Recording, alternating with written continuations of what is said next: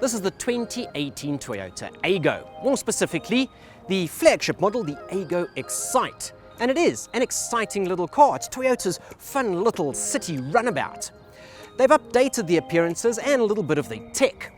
So up front you're going to get a new air dam and new headlights with a beautiful daytime running light that runs all the way around the edges and makes it look a little like the bigger brother, the CHR. They've still retained the whole big cross motif, and I think it looks really good. Down the side they've given it new 15-inch alloy wheels, and these run relatively narrow 165 section tyres. But that's okay because under the hood is a little 3-cylinder 1-litre engine. They've also changed the back end, so let's go take a look at that.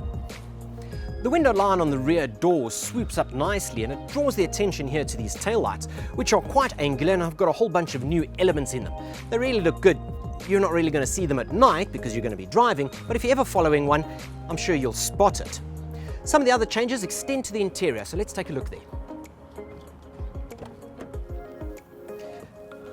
The interior of the Aygo is largely unchanged. What they have given it is a couple of new trimmings. So we've got new fabrics for these one-piece seats here, and they are still these tombstone design. This saves costs and saves weight because the Aygo is all about being pocket-friendly.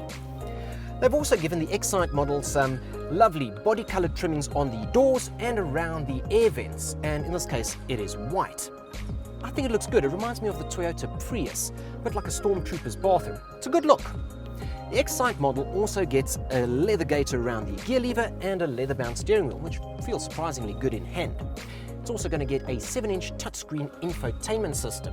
It's rather bright and colourful and has friendly-looking icons, but it's easy to use and it looks great. You've got an auxiliary port and a USB port down here at the bottom, and it has Bluetooth connectivity. But what I really like about the X-Cite model is the Funroof. The Funroof is not a folding hardtop, and neither is it a sunroof. Instead, it's a fabric section that runs, well, very much like a panoramic roof. And it's going to give you the insulation of a hardtop with the open air nature of a cabriolet, and I think that's actually fantastic. It really does change the experience.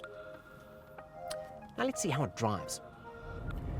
The Aygo is a rather enjoyable little drive, especially here in the hustle and bustle of city and town driving. It's powered by a 1-litre 3-cylinder engine, and it makes 53 kilowatts and 93 newton meters. It doesn't sound like a lot, and well, it actually isn't a lot. So it does feel the pinch a little bit, especially on uphills and on the highway. You're going to find yourself changing down on some of the uphills. And then when you try and use the aircon, well, you're going to feel the aircon kick in and kick out as well, which can be a little frustrating. That said, the little Aygo has a sweet sounding motor, and it's actually pretty safe. So we've got dual airbags, we have ABS with brake assist, and they've even given you stability control on this X-Cite model. Overall, really good. Interior space is somewhat limited, so those in the back are going to feel the pinch, and the boot, well, it's a bit more like a handbag, really. That said, it is hugely enjoyable and fun to drive. They say that it's going to return fuel consumption figures of about 4.3 litres per 100, but in the real world, a little bit of highway driving with the aircon running and those uphills, as I said, it's going to return mid-5s, which still isn't bad, especially when you consider the current fuel prices. Overall, I like the little Aygo. The X-Cite model, which is their flagship, the top of the range model, comes in at 195,000 Rand, and I think that's cracking value for money. It's got a 3-year, 100,000 kilometer warranty, and depending on what sort of service plan you want to structure, well, you can get that bundled in as well. They're pretty flexible with that. I really like the way that this little engine sounds as well. It might not have the most poke, but it's small and nippy and easy to park.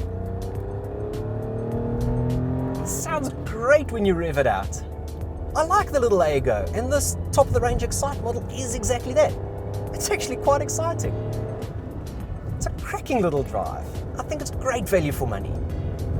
It's worth putting on your list if you're in the market for a small little city car, nice economical runabout.